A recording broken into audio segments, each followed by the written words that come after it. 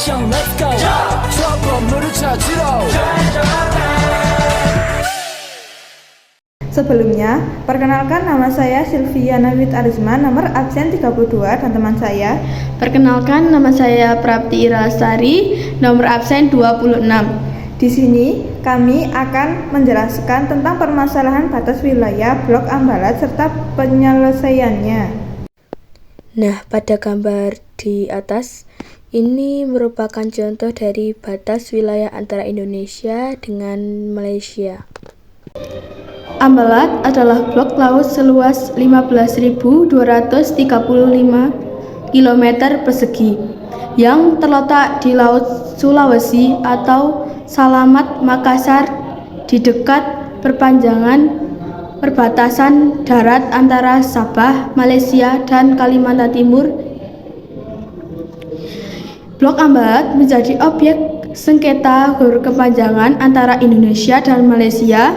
Sumber sengketa bukan hanya karena soal kepemilikan wilayah negara, tetapi juga masalah yang lebih serius karena di Blok Ambalat mengandung minyak dan gas yang jika dimanfaatkan secara maksimal dapat bertahan hingga 30 tahun ke depan.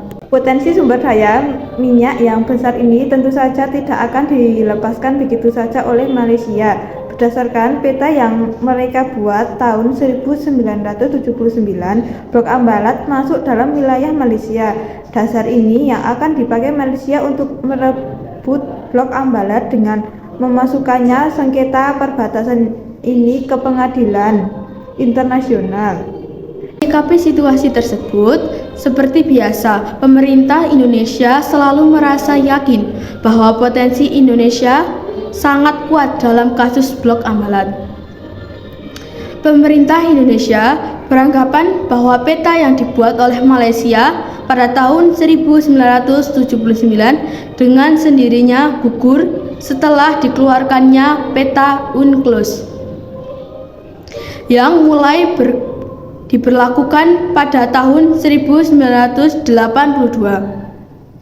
Dalam salah satu pasal UNCLOS dikatakan bahwa kepemilikan wilayah Indonesia berkonsep archipelago states, di mana garis pangkal penentu wilayah harus ditarik dari wilayah kepulauan terluar. Sementara Malaysia kita ketahui adalah negara pantai biasa yang hanya boleh memakai garis pangkal biasa atau garis pangkal lurus untuk menentukan batas wilayahnya. Masalahnya kemudian ternyata Malaysia kurang tepat menghitung batas tersebut. Malaysia kerap melakukan pengukuran dari jarak batu karang ketika air laut surut. Kita memiliki dasar hukum yang cukup kuat dibandingkan Malaysia dalam hal kepemilikan Blok Ambalat. Sedikitpun kita tidak boleh lengah terhadap berbagai upaya yang dilakukan oleh Malaysia. Kita harus selalu mengingat bagaimana Malaysia hasil mencaplok Sipadan dan Ligitan, padahal kedua pulau itu berdasarkan peta UNCLOS seharusnya merupakan milik Indonesia. Untuk itu, pemerintah Indonesia harus terus memantau aktivitas-aktivitas di Blok Ambalat dengan lebih mengintensifkan patroli laut di wilayah Ambalat. Oke, langsung saja kita ke pembahasan permasalahan batas wilayah Blok Ambalat serta penyelesaiannya. Eksplorasi dan eksploitasi perselisihan semakin intensif ketika kedua negara mulai memberikan konsesi eksplorasi minyak di wilayah tersebut. Indonesia memberikan izin kepada perusahaan minyak internasional seperti INI dari Italia dan UNCLOS dari Amerika Serikat. Sementara Malaysia memberikan izin kepada Shell. Aktivitas eksplorasi oleh perusahaan-perusahaan ini meruncing ketenagaan dan meningkatkan resiko konflik di lapangan. Berikut penyelesaian permasalahan tersebut. Yang pertama, di diplomasi bilateral. Upaya pertama dan utama dalam menyelesaikan sengketa ambalat adalah melalui jalur diplomasi. Indonesia dan Malaysia secara rutin mengadakan pertemuan bilateral untuk mendiskusikan solusi damai terhadap sengketa ini.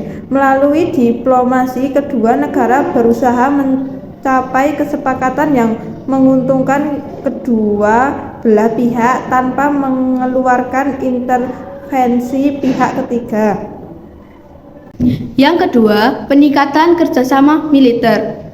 Untuk menghindari insiden yang tidak diinginkan di wilayah sengketa, kedua negara sepakat untuk meningkatkan kerjasama militer. Patroli bersama dilakukan untuk memastikan bahwa situasi di lapangan tetap stabil dan terkontrol, serta untuk mencegah terjadinya konfrontasi langsung yang bisa memicu konflik bersenjata. Yang ketiga, pengajuan ke Mahkamah Internasional. Salah satu opsi yang dipertimbangkan adalah membawa sengketa ini ke Mahkamah Internasional. Memiliki kewenangan untuk menyelesaikan sengketa internasional berdasarkan hukum internasional. Pengajuan kasus ini ke ICJ bisa menjadi jalan tengah yang adil dan meningkatkan secara hukum dari kedua belah negara.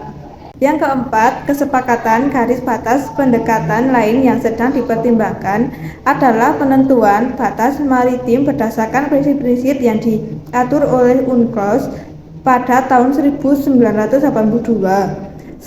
Salah satu metode yang digunakan adalah metode garis tengah, di mana batas ditentukan dengan membagi jarak antara kedua garis pantai secara adil. Negosiasi ini melibatkan adil hukum internasional dan geografi untuk memastikan bahwa kesepakatan yang dicapai memenuhi standar internasional.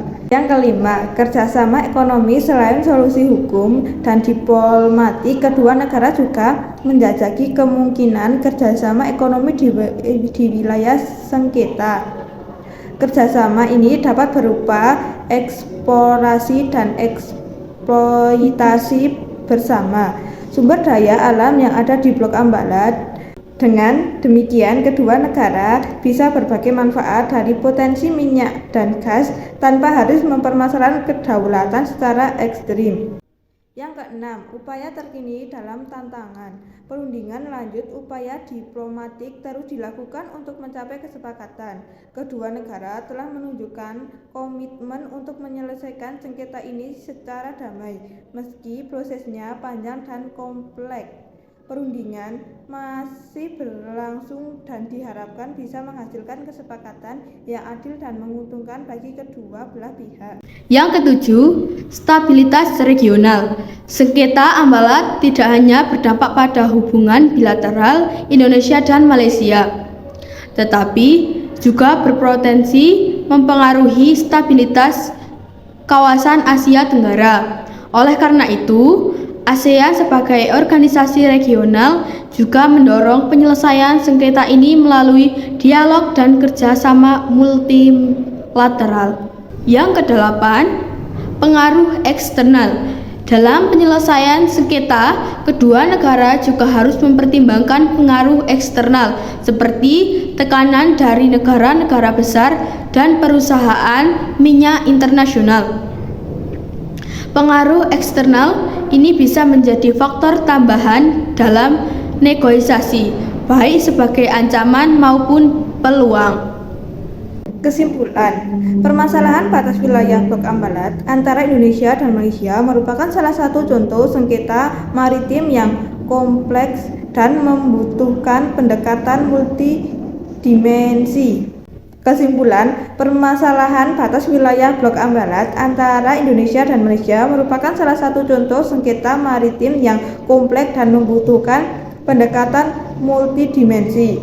Menyelesaikan sengketa ini memerlukan diplomasi yang hati-hati, meningkatkan kerjasama militer untuk mencegah konflik, kemungkinan keterlibatan mahkamah internasional, dan eksplorasi solusi kerjasama ekonomi. Dengan komitmen dan kerjasama yang baik, diharapkan sengketa ini dapat diselesaikan secara damai dan adil, menjaga hubungan baik antara kedua negara dan stabilitas di kawasan Asia Tenggara. Sekian dari kami, bila ada salah kata mohon dimaafkan yang sebesar-besarnya. Wassalamualaikum warahmatullahi wabarakatuh.